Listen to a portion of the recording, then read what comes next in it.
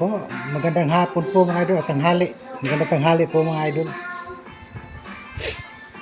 Ayan po, kung ano yung nakikita nyo, yan mga idol, yan.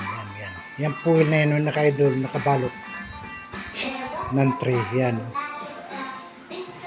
Yan mga idol, yan.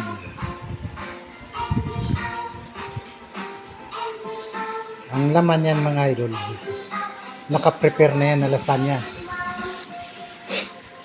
Salang na lang ang kulang niya mga idol, mamaya sasalang ko pa dahil gagawa pa ako ng pizza mamaya mga idol. Ayan mga idol, may meriendahin lang natin mga idol, trip lang ba. Ayan mga idol. Ayan. At ito naman yung ingredients natin mga idol. Ayan, mayroon tayong green bell pepper mga idol.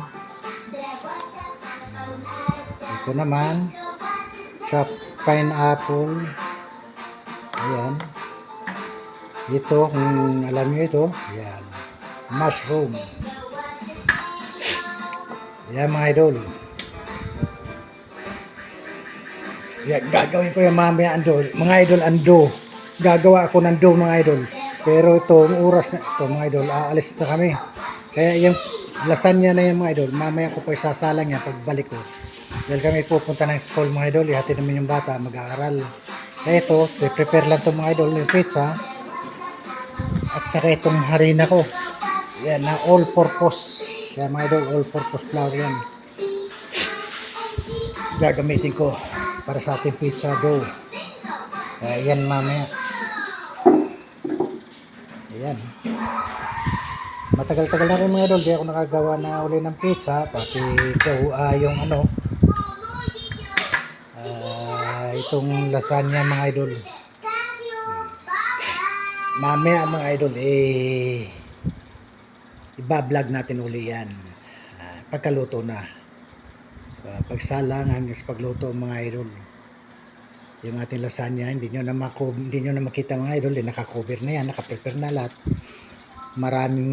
Maraming cheese yan mga idol, layer by layer yan. Tapos sa pinakataas, napakakapal ng cheese. Kaya ayan, napakasarap niyan mga idol. Ang ating pizza. Ayan. Ang ating pizza rin, gagamit tayo ng hidden cheese. Wala man tayong mozzarella cheese mga idol, kaya yan na lang ating available na magagamit na cheese sa pizza. Mozzarella, hidden cheese. Mozzarella sana mga idol, kaso nga lang malayo. Nasa Organeta natin mabibili sa SM supermarket mga idol. Kaya yan ang muna ang ating gagawin mamaya. Kung ano yung mayroong available, yun ang gagamitin natin mga idol sa ating pagluluto.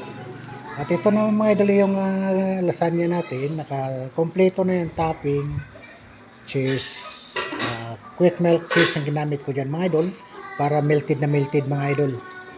Ayan. Ayan mga idol. Sige, abangan nyo ang ating video ulit mami ang karugtong. Sige mga idol, habang lulutuin ko yan,